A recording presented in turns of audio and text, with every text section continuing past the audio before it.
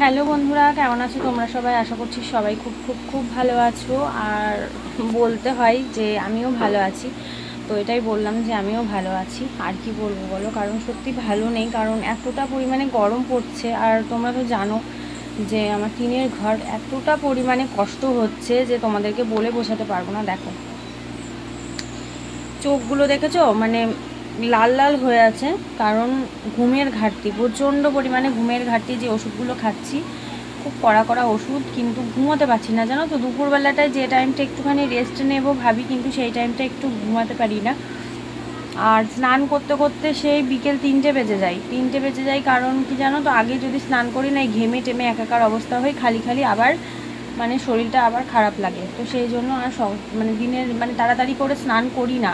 কিন্তু এখন যে সময় চলছে সেই সময়ে হয়তো 11টার মধ্যে স্নান করে নেওয়া উচিত আমার, কিন্তু কী করবো বলো, কিছু মানে গরমে না থাকতে পারি না। যদি একটা মানে ঘর থাকতো, পাকা ঘর, তাহলেও নাই মানে ওই দিন ওখানে টিনের ঘর রাত্রিবেলাটাই ঠান্ডা হয়ে যায়, কিন্তু এই যে সারাটা দিন এত কষ্ট হয় তোমাদেরকে বলে বোঝাতে পারবো না। এখন সকাল কটা বাজে জানো? দাঁড়াও দেখি, এখন বাজে 9টা 57। তো দেখো এখনই আমার অবস্থা দেখো তোমরা, কি মানে পরিমাণে ঘামছি। তো যাই হোক, কিছু করার নেই, তোমার বারবার মুছে ফেলছি, কারণ এই ঘামটা বসে গেলে আমার ঠান্ডা লেগে যাবে। আর আমার মেয়েটা ফ্যানের তলায় বসে আছে, ওকে একটু দুধ মুড়ি দিয়েছি, তার মধ্যে একটু কলা দিয়েছি, খাচ্ছে ফ্যানের তলায় বসে। আর এখানটায় ওই জন্য রান্না করছি, তো তাই জন্য বাইরে দিতে পারছি না ফ্যানটা। এই দেখো কি করবে বলো, ওরও কষ্ট হচ্ছে খুব, ঠিক আছে? ওরও প্রচণ্ড কষ্ট হচ্ছে, কারণ ওদের যেহেতু সিজারে হয়েছে, ওরও গরম লাগছে। এবার হয়তো বলবে যে এখনকার সব বাচ্চারাই সিজারে হয়, ঠিক আছে, সব বাচ্চারাই সিজার হয়, কিন্তু এই যে মানে আমাদের ঘরের যে গরমটা, সেটা মানে মানে হয়তো বলে বোঝাতে পারছি না। তো তোমাদেরকে দেখাচ্ছি মানে কেন এই মানে রোদ গরমটা। বাড়ির সামনেটা এটা, মানে আমাদের ঘর এই যে তার সামনেটা এটা, তো এখানে দেখো কি প্রচণ্ড পরিমাণে রোদ। তার মানে তোমরা বুঝতেই পারছো যে আমাদের টিনের ওপরে, মানে আমাদের ঘরের ওপরে পুরো টান টান রোদ। এই রোদটা না পুরো পুরো সারাটা দিন থেকে যায়, পুরো সারাটা দিন। তো এখন মানে সেই সারাটা দিনে থাকার জন্য না মানে ঘরটা একদম গরম, ঠান্ডা হতেই চায় না। যাদের গাছের তলায় টিনের ঘর, তাদের ঘরে কিন্তু ভীষণ আরাম, কিন্তু আমাদের এই টিনের ঘরটাই কিন্তু প্রচণ্ড পরিমাণে গরম। তো ভেবেছিলাম যে এই যে এখানে একটা মানে কুমড়ো গাছ লাগিয়েছি, ওখানে দুটো কুমড়ো গাছ লাগিয়েছি, ভেবেছিলাম এই গাছগুলো বড় হলে এইটা এই চালের ওপর তুলে দেবো, আর এইটা আমার এই বারান্দার চালের ওপর তুলে দেবো, যাতে একটুখানি গরমটা কমে। কিন্তু এগুলো মানে বড় হচ্ছে আস্তে আস্তে। তো সেই জন্য কালকে গরমে এত কষ্ট হচ্ছিল যে আমি আমার মেয়ে এখানটায় আমরা চট পেতে শুয়েছিলাম। কিছু করার নেই জানো তো, কারণ এখন তো রান্নাঘরে রান্না করতে পারছি না, আর এই জিনিসগুলো না গোছাতেও পারছি না, কারণ এতটা পরিমাণে শরীর খারাপ। এই যে জামা কাপড় সমস্ত কিছু এদিক ওদিকে ছড়িয়ে ছিটিয়ে রয়েছে, কারণ গরমে কাজই করতে পারছি না। তো চলো, আর ভাতের মধ্যে দিয়ে দিয়েছি একটু ভেন্ডি সেদ্ধ, কারণ বর নিয়ে এসেছিলো ভেন্ডি, তো আমার ভেন্ডি সেদ্ধ দিয়ে একটু ভাত খেতে ইচ্ছা করছিল, কারণ কোনো কিছুই খেতে পাচ্ছি না। কালকে মাছ রান্না করেছি, মাছ খেতে পারিনি, মাংস রান্না করছি, মাংস খেতে পাচ্ছি না। আর গরমে তো কোনো কিছুই ভালো লাগছে না, তার উপরে ধরো আমার এরকম একটা সময়, তো সেই জন্য আরও কিছুই খেতে পাচ্ছি না। তো একটু আলু সেদ্ধ দিয়েছি আর ভেন্ডি সেদ্ধ দিয়েছি, ভেন্ডি সেদ্ধগুলো দিয়ে একটুখানি ঝাল করে নুন হলুদ মানে নুন দিয়ে আর তেল দিয়ে মেখে কটা ভাত যদি খেতে পারি। কালকে সারাদিন সেমন কিছু খেতে পারিনি, ওই জন্য শরীরটা ভীষণ ভীষণ ভীষণ দুর্বল হয়ে রয়েছে জানো তো। তো এই আর কি।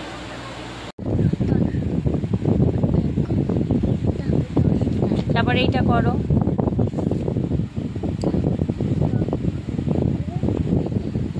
এককের ঘরে সোজাসুজি নিয়ে যাও মা, সোজাসুজি বসাও, হ্যাঁ লাইনটা সোজা রাখো, তারপর করো দশকের ঘরে, এককের ঘরে,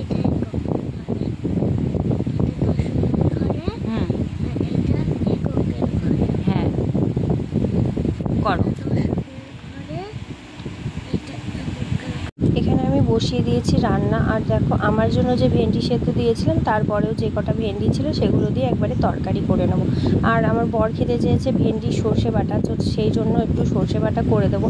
আর ভেন্ডি সর্ষে বাটাটা দিয়ে না ও ভাত খেতে ভীষণ ভালোবাসে, কারণ এই জিনিসগুলো মানে খুবই ভালোবাসে ও, নিরামিষ জিনিস বলো। তা আমি আমার জন্য না এখন খুব একটা মাছ মাংস বাড়িতে আসছে না, আমি যেহেতু খেতে পারছি না, তো নিরামিষটাই বেশি হচ্ছে, তো ওর ভালোই হচ্ছে খাওয়া দাওয়া। তো চলো সাথে থাকো।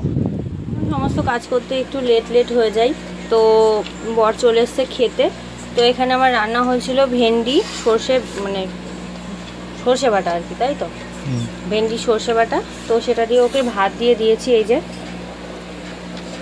আর আমার মেয়ের ভাতটা অনেকক্ষণ আগেই বেড়ে রেখেছি এই যে, কিন্তু ও এটা দিয়ে খাবে না ভেন্ডি দিয়ে।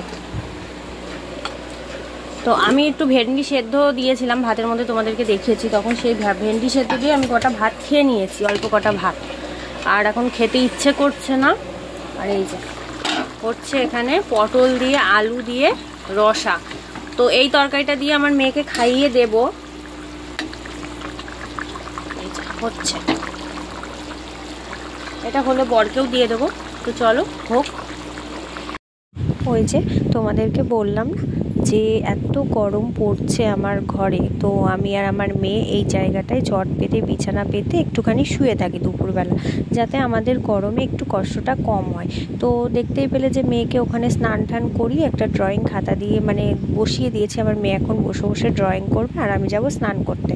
আর আমার এই শোকেসটা একদম ভেঙে গেছে বন্ধুরা, জানো না যে মানে একদম ভেঙে গেছে, সমস্ত কাচ খুলে খুলে দরজা খুলে খুলে পড়ে যাচ্ছে। ওগুলো আমার বিয়ের শোকেস, কিন্তু তোমরা আমার একদম প্রথমকার ব্লগ দেখলেই বুঝতে পারবে যে আমার বাড়িতে আমরা আগে যেখানে থাকতাম সেখানে কি পরিমাণে জল উঠে যেত। তো সেই জলে না আমার পুরো শোকেসটা নষ্ট হয়ে গেছে, জল জমে থেকে তো এতটা পরিমাণে নষ্ট হয়ে গেছে যে এই শোকেসটা নিয়ে না আর কোনো কিছুই করা যায় না। কিন্তু ঘরের থেকে বের করে দিতেও পারি না, যে টুকিটাকি প্রচুর জিনিস রয়েছে ওর ভেতরে, আর যে যতটাই কাজ করা যাচ্ছে।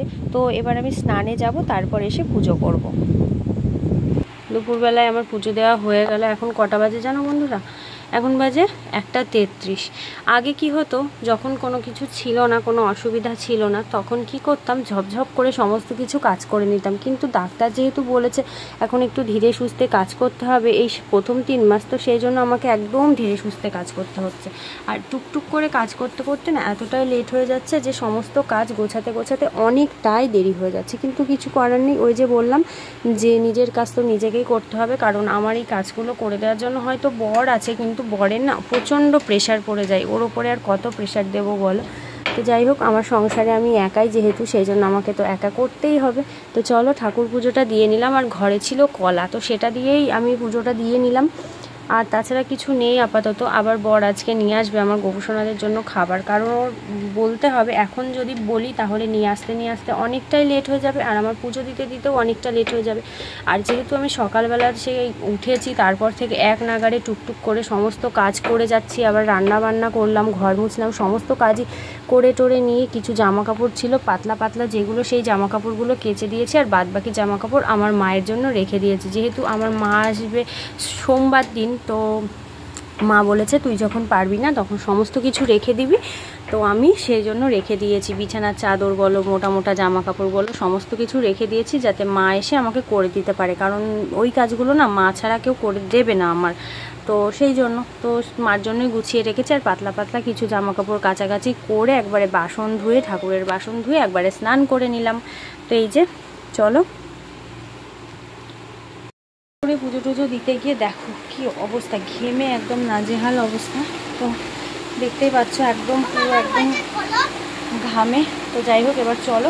আমার মেয়ে অনেকক্ষণ থেকে বলে যাচ্ছে যে মা আম কেটে দাও, আম কেটে দাও। তো আমার মেয়েকে আম কেটে দেবো, এবার আমি ওর কাছে বসবো আর একটু রেস্ট নেব, যেহেতু বললাম যে সকালবেলা থেকে এক নাগাড়ে সমস্ত কাজ করে যাচ্ছি, তো সেই জন্য আর শরীরেও পাচ্ছে না, খুব ঘাম। যাই হোক চলো এবার একটু দিয়ে, হ্যাঁ হচ্ছে, করো করো করো, আরও সুন্দর করতে হবে। তো মেয়ে ড্রয়িং করছে, বলছে যে এটা হচ্ছে। তো চলো আমটা কাটি, সাথে থাকো। আর পুজো টুজো তো দেওয়া হয়েই গেল, বর এখনও বাড়ি আসেনি, ও আসবে, দোকানের জিনিস কিছু আনতে দিয়েছি সেগুলো নিয়ে আসবে, সেই জন্য ওর একটু আবার আজকে চাপ রয়েছে। তো চলো। তো দেখো আমার মেয়েকে এখন ভাত খাইয়ে দিচ্ছি, ও যাবে নাচের ক্লাসে। আমি তো যেতে পারছি না এখন, যেহেতু আমার এখনও মানে ওই গা বন্ধ যে জিনিসটা হয় সেই জিনিসটা দেওয়া হয়নি, তো সেই জন্য আমি আর এই দুপুরবেলাতে কিংবা সন্ধ্যাবেলাতে কোনো জায়গায় বেরোতে পারছি না। তো যাই হোক, এখন বাজে কটা জানো, 3:30 মতো বাজে। তো এই পটল আলুর তরকারি দিয়েই আমার মেয়েটাকে ভাত খাইয়ে দিচ্ছি। ও একা একা কিন্তু খেতেই পারে না এখনও। আর এই দেখো ফোন ঘাটছে, ভাত না আর খাচ্ছে, ফোন দেখছে আর খাচ্ছে। তো খাক, ফোন দেখে না বেশি, খেলা ঠেলা করে। ওর বাবা আসলো, তারপর একটু মোবাইলটা নিল, তারপর বড়মশাই যাবে খেলা করতে। ওদের আজকে ক্রিকেট খেলা রয়েছে, সিনিয়র জুনিয়রের খেলা রয়েছে। তো দেখো এখানে সিঁদুর লেগে গেছে। তো চলো মেয়েকে ভাতগুলো খাইয়ে দিই, তারপর আমরা ভাত খাবো। তোমাদেরকে তো বললাম বন্ধুরা যে নাচের ক্লাসে আমি যাব না, মেয়ে যেহেতু নাচ আছে ও একাই যাবে।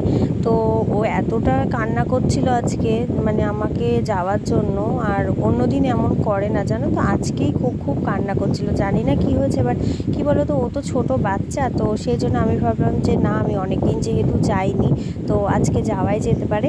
তো সেই জন্য গেলাম। আর আমি না আগেই ম্যামকে বলে, মানে ওর নাচের ম্যামকে বলে আমি না আগে চলে এসেছিলাম, সন্ধে লাগার আগে আমি চলে এসেছি। আর সেই জন্য আর কোনো অসুবিধা হয়নি, সন্ধে লাগার আগে যেহেতু চলে এসেছি। তো চলো দেখো, তোমরা দেখো পড়েছে এই ডগ হাউসটার সাথে, যে কী বেরিয়ে আসছে ওর ভেতর থেকে, ডগটা কোথায় যাচ্ছে, তো সেটা নিয়েই ও ব্যস্ত এখন, যে ওটা কেন বেরোচ্ছে না, যেহেতু চাবিটা শেষ হয়ে গেছে তো সেই জন্য আর ওটা বেরোচ্ছে না। তো ওই ডগটাকে বের করার জন্য ও একেবারে দেখো দেখো দেখো ওই দেখো এই দেখো কেমন ছুটতে চলে যাবে। দাঁড়াও, পাটা চুল করছে মনে হয়। যাই হোক, এই দেখো এই দেখো এই দেখো এই দেখো আবার এই দেখো আবার মিউ।